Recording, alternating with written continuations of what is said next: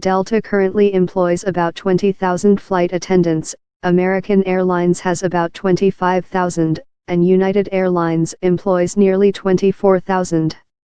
Though getting hired could be an uphill battle, it's clear that the airline industry needs quality flight attendants.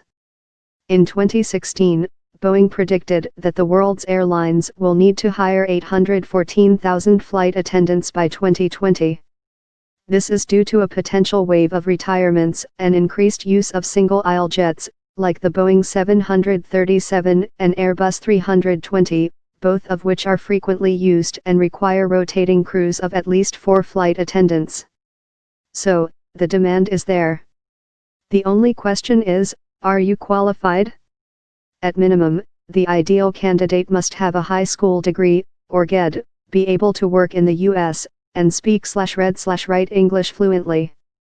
Other minimum requirements include, after making it through the highly competitive and exhaustive selection process, they put all their previous experience and skills to the test during our flight attendant initial training, said Allison Osmond, Delta's Senior Vice President of In-Flight Service. The 8-week training program takes place at the Atlanta headquarters, and requires participants to complete tests on everything from CPR, putting out fires, to water evacuations and meal presentations. Only after successful completion will flight attendants earn their wings. There are a lot of different factors that will determine how much a flight attendant earns. That said, the average entry-level flight attendant can expect to make $25,000 per year, with an opportunity to earn more depending upon schedule. In addition to salary, Delta has a competitive compensation package which includes health and insurance coverage, 401(k), with a company match, a profit-sharing program, and worldwide travel privileges. According to Glassdoor, a job search site, flight attendants at Delta have the opportunity to take home between $48,000 and $98,000 a year during their careers. Nationally, the average flight attendant makes $53,210 per year. There are a few factors that can put you at the higher end of that pay scale.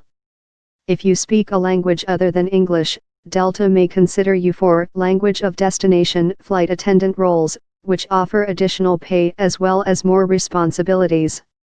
Having a college education and more than 1 year of work experience in a personalized customer service, patient care, or similar role can also help you earn more money. The biggest plus to being a flight attendant is the travel. Many flight attendants enjoy long layovers in different cities, allowing them to explore and see the sights. The accommodations will be paid for in whatever city or destination you land, so that's more money you can spend on experiences. For leisure travel, airline employees also receive free or discounted air travel for themselves and family members. On the blog, The Flight Attendant Life, one woman details how travel agreements allowed her to fly from Hawaii to New Zealand for just $90 USD. Tickets can even be free on certain routes, especially those within the U.S.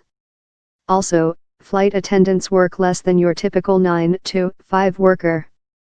According to the Association of Flight Attendants or AFA, flight attendants can work anywhere from 65 hours to 95 hours a month, compared with the standard office worker who logs about 160 hours a month.